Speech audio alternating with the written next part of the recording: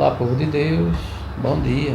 Sejam agradáveis as palavras da minha boca e a meditação do meu coração perante a tua face, Senhor, rocha minha e libertador meu.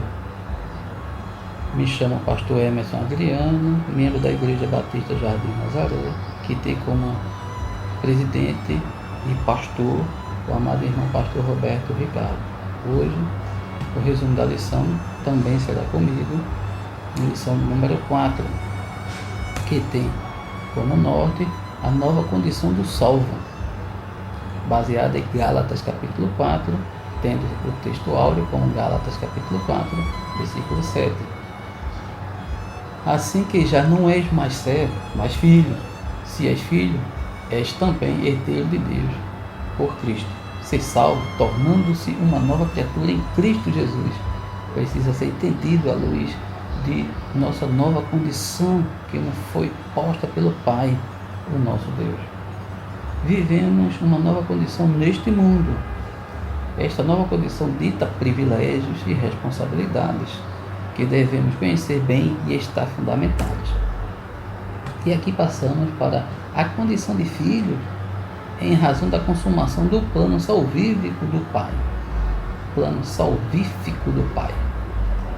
Mas vindo a plenitude dos tempos, Deus enviou seu Filho, nascido de mulher, nascido sob a lei. Gálatas capítulo 4, versículo 4. Preparação providencial que acontece no nascimento de Jesus. Preparou o ambiente, os gregos contribuíram com o idioma, com a língua que se tornou universal. Também influenciou no aspecto reflexivo, importante para o Evangelho e o avanço do cristianismo. Era a chegada do tempo propício de Deus. O monoteísmo vivido pelos judeus foi algo marcante, além da expectativa da vinda de um Messias. Aqui eu abro um parêntese para essa questão de monoteísmo dos judeus. Eles acreditavam, assim, que o povo falava em outros deuses, eles levavam isso em consideração, por isso dizia que só Yahvé era Deus. Outra expressão, claro, na Bíblia a gente vai ver isso, mas eles tinham esse tipo de cuidado. Ou seja, segundo um doutor em arqueologia, ele falou que apesar dos judeus serem monoteístas, eles estavam atentos ao que a vizinhança falava de outros deuses. E chega até pensar em algumas situações, mas aqui no nosso caso vamos avançar. E lembrando que também fantasma, que eles viram alguém indo por cima das águas, se aproximando do barco, acreditavam ser um fantasma, quando Jesus disse que eles não temessem, que era o Senhor. E eles duvidaram a si mesmos, se é o Senhor, manda eu ir aí. Viu? Mesmo o próprio Senhor falando, e eles escutando o Senhor falar, mesmo assim pediram a prova disso. Só para levar essa ideia aqui de monoteísta, porque o povo ali, na época de Jesus, era judeu do mesmo jeito da época dos profetas, judeus ferrinhos. E aqui passamos para outra etapa da lição. Ainda falando sobre a condição de filho em razão da consumação do plano salvífico do Pai, era o tempo perfeito de Deus. Os romanos contribuíram com boas estradas ligando as cidades. Era a plenitude dos tempos. O plano de salvação estava chegando ao momento de ser consumado. Deus trabalhou imensamente para nos colocar na condição de filhos, adotando-nos em Cristo Jesus. A plenitude dos tempos, tempo pleno, pronto, foi em função de sua obra redentora por nós. Aqui podemos dizer que encontramos a filosofia da história de Paulo. Deus é o dono, o Senhor de toda a história. Não determina, mas dirige a história. Pode intervir nela. Aqui abre um parêntese para dizer que alguns acreditam que Deus determina alguns para ir para o céu, outros para ir para o inferno. Eu não acredito nisso. Não vejo assim na Bíblia, não vejo desse modo assim eu veria como arbitrário e seria uma marionete, mas que ele dirige sim a história, que ele pode intervir sim na história, isso eu sei. Professor meu, muito conceituado no STBNB, o professor João Ferreira, falou da intervenção de Deus na história, né, na convicção dele, e ele é um muito sábio na visão filosófica, e também vê desse modo, como também eu, mesmo antes dele, mas com ele cresceu o conceito, né? E nós aqui estamos só abrindo esse parênteses e agora fechando. A história teleológica tem um objetivo, uma finalidade. Nesse sentido, Jesus veio cumprir as profecias e as promessas na plenitude dos tempos. Aqui também abre outro parêntese para lembrar que qual era a finalidade de Deus fazer aquela promessa a Abraão. Vejo assim, no modo superficial, falando, né? Assim, por assim dizer, era criar um povo que viria a ser o povo dele, Deus. Tanto é que quando o homem quis passar os pés pelas mãos, se tratando de Abraão, foi ter filho com outra mulher, imaginando que aquilo ali seria os planos de Deus. Os planos de Deus estava para Sara, a mulher de quem ele gostava. É quando se diz assim nas entranhas, mulher de quem Abraão gostava. Aí sim, quando veio Isaac, começou a história e aquilo que foi dito acerca dele em Paulo aos Romanos, como também está lá em Gênesis. Paulo diz aos Romanos capítulo 4, versículo 18: em esperança creu contra a esperança que seria feito pai de muitas nações, como fora dito a seu respeito, assim será também a sua descendência. Pronto. Nesse caso aqui da visão teleológica, Jesus veio para cumprir as profecias e as promessas na plenitude dos tempos. Tá certo, meus irmãos? Nesse ponto estaremos vendo a condição de filho nos outorga o selo, que é a garantia desta nossa nova situação. E porque sois filhos, Deus enviou aos vossos corações o Espírito de seu Filho, que clama Abba Pai. Gálatas capítulo 4, versículo 6. O Espírito de seu Filho é mais uma referência ao Espírito Santo. É um dos títulos que o Espírito recebe das Escrituras. O Espírito está presente, é o selo, é a garantia da nossa salvação. É o dom do Espírito em nossa vida, porque fomos feitos filhos. Nossa condição diante de Deus teve uma mudança radical. De perdidos e condenados, agora salvos. Agora salvos. Estamos nas mãos do Senhor e salvos. Adotados como filhos e tendo recebido por dádiva o Espírito Santo.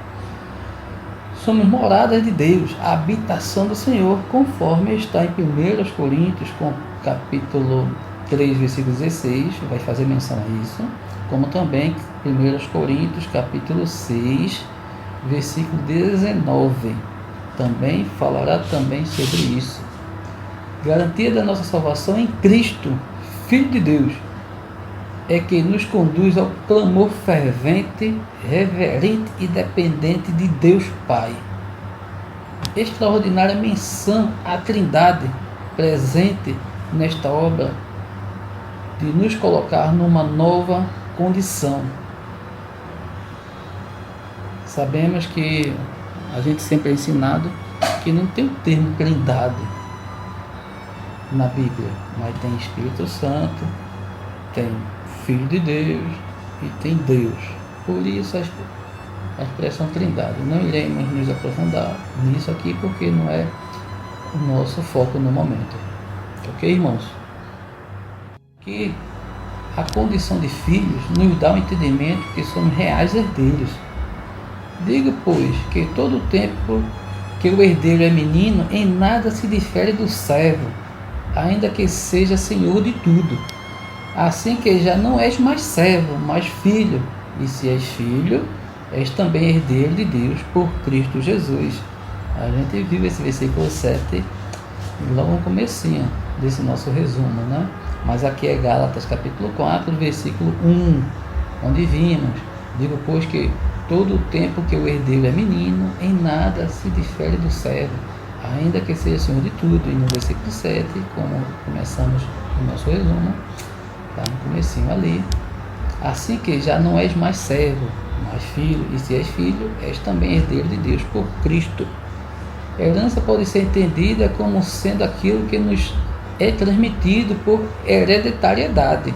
Hereditariedade ou não. É aquilo que recebemos, sem que tenhamos tido alguma participação de posse. Herança, geralmente, é entendida como algo material, mas no sentido mais amplo, podemos compreender a herança como qualquer legado que nos é deixado, seja material, seja psicológico, seja espiritual. Desfrutamos desta herança aqui e agora, mas a desfrutaremos em sua plenitude na eternidade. Paulo diz que somos descendentes de Abraão. De Abraão veio o Messias de Deus. Somos descendentes espirituais de Abraão e em Cristo fomos feitos herdeiros de Deus e co-herdeiros com Cristo. Aí aqui a gente lembra de algumas passagens bíblicas e a gente estará aqui mencionando. Tito diz: e em esperança da vida eterna, a qual Deus, que não pode mentir, prometeu antes dos tempos dos séculos. Essa ideia aqui de desfrutaremos em plenitude na eternidade. Tito, capítulo 1, versículo 2.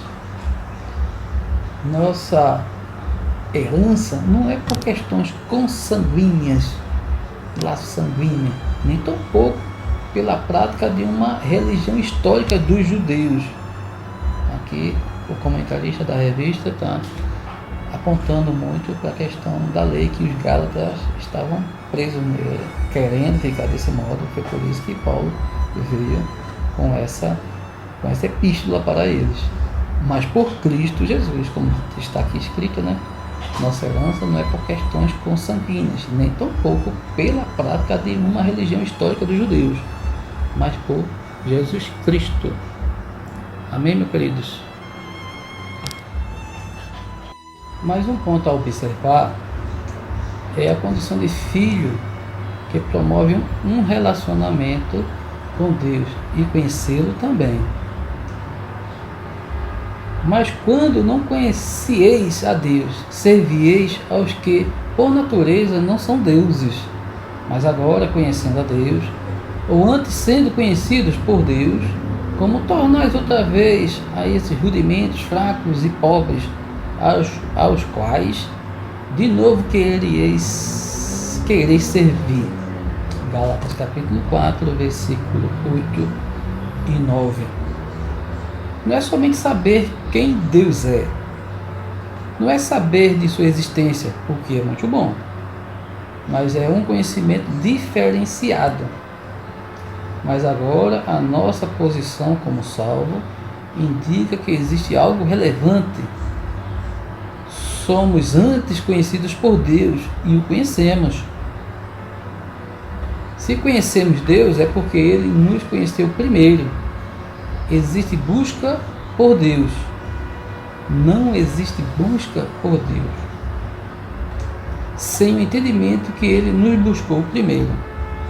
Nesse ponto aqui, quero só fazer menção a uma frase agostiniana que diz que quando o homem sai em busca de Deus, é Ele, Deus, quem se apresenta. E é o que aqui está passando essa ideia. É claro que está na Bíblia, é porque Ele nos amou primeiro, né? A questão de amar.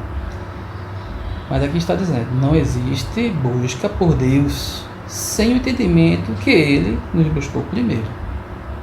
Por isso, o homem, quando sai em busca de Deus, é Ele, Deus, quem se apresenta. A história da revelação nos ensina como podemos conhecer Deus. Jesus declarou dizendo que ninguém conhece o Pai, senão o Filho. Mateus capítulo 11, versículo 27. Mas aqui vou levantar também relembrar um texto bíblico que está em João 14, versículo 8 e 9. Está assim escrito: Disse-lhe Filipe: Senhor, mostra-nos o Pai, que nos basta. Disse-lhe Jesus: Eu estou há tanto tempo convosco e não me tendes conhecido, Filipe. Quem me vê a mim, vê o Pai. Como dizes tu, mostra-nos o Pai? A gente, quando lê a Bíblia, percebemos Jesus ali. Estamos tendo conhecimento de Jesus ali. Quando passamos a ter esse conhecimento, começamos a saber da existência de Deus através do próprio Filho Jesus. Nosso conhecimento de vida com o Pai é em função de conhecermos Jesus. Lê a Bíblia e você vai conhecer Jesus. Você vai saber qual é. Não era não, viu? É o pensamento de Deus para nós hoje. Não é isso? Vamos avançar? Aqui, antes de passarmos para a conclusão, vale também falar da condição de filho. É resultado do cumprimento de uma verdadeira e inequívoca promessa. Porque está escrito que Abraão teve 2 filhos, um da escrava e o outro da livre. A história bíblica mostra o episódio de Abraão. A ele Deus fez a promessa que teria um filho. Desse filho, uma grande nação seria formada. Como mencionei um pouco antes acerca da questão de Abraão, de filho, fiz ali um levantamento, uma abordagem muito sucinta, e mencionei esse texto aqui, Romanos 4, versículo 18, que está assim escrito: o qual em esperança creu contra a esperança, que seria feito pai de muitas nações. Como fora dito a seu respeito, assim será a sua descendência.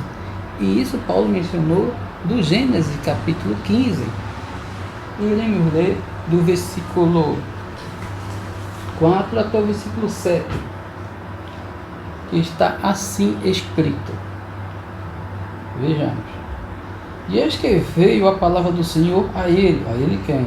Abraão, dizendo: Este não será o teu filho herdeiro, mas aquele que de tuas entranhas sair, esse será o teu herdeiro.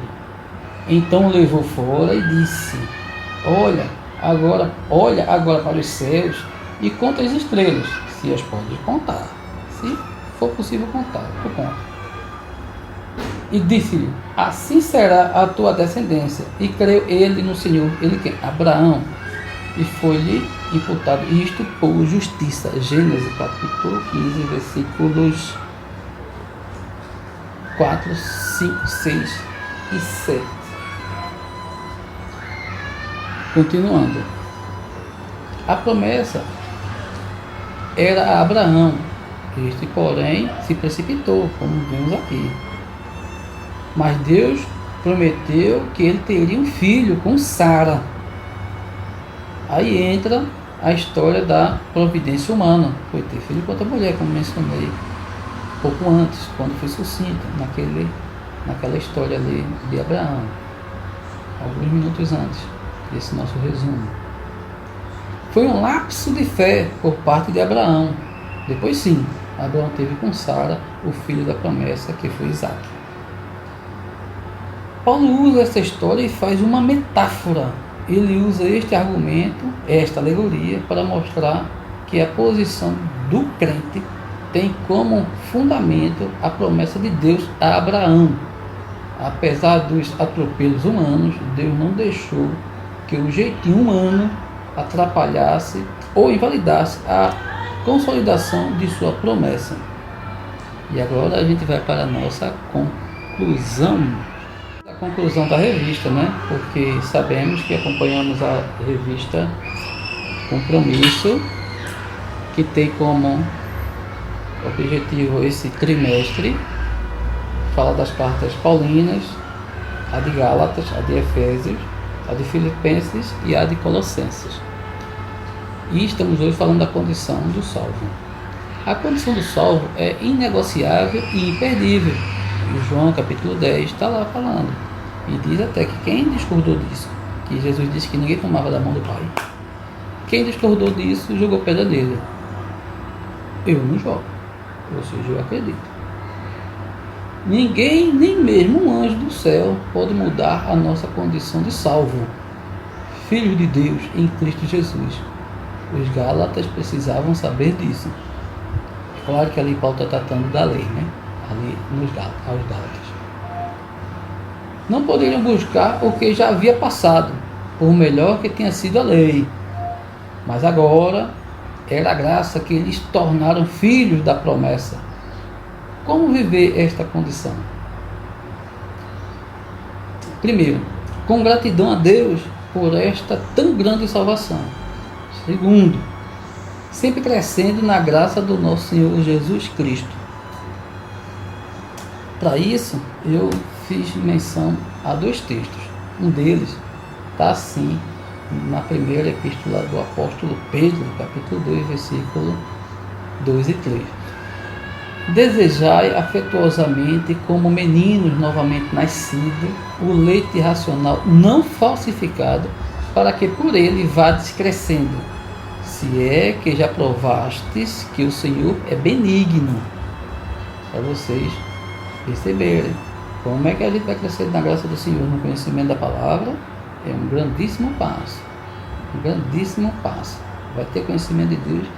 E os de Cristo já são tocados por isso. Como também Hebreus. Só que aí é uma advertência para quem tem tempo de caminhada.